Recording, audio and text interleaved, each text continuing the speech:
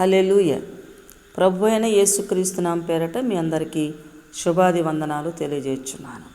దేవుడు మనకు ఏర్పాటు చేసిన దేవుని వాక్యాన్ని మనం చదువుకుందాం. పరిశుద్ధ గ్రంథములో నుండి మీకా గ్రంథము 2వ అధ్యాయము 13వ వచనములో నుండి చివరి వరుసను చదువుకుందాం. యెహోవా వారికి నాయకుడుగా ఉండును. దేవుడి వాక్యం దీవించునుగాక.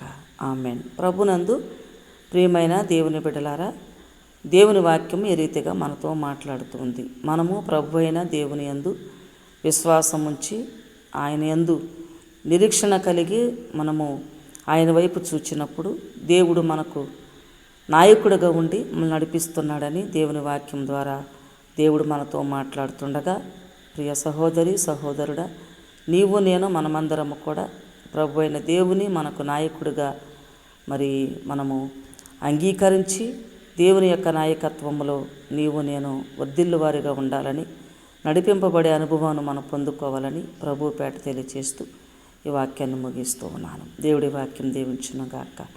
ఆమేన్. తల్ల వంచి కళ్ళు మూసుకోనండి, ప్రార్థన చేసుకుందాం.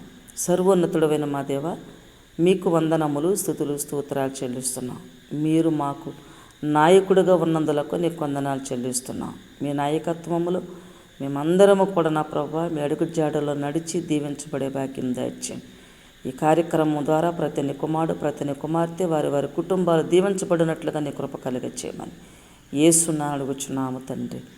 ఆమేన్. తండ్రి అయిన దేవుని ప్రేమ, కుమారుడైన యేసుక్రీస్తు కృప, పరిశుద్ధాత్మిక అన్యోన్య సహవాసం ఇప్పుడు ఎల్లప్పుడూ సదాకాలము మనందరికీ తోడై ఉండి నడిపించునుగాక.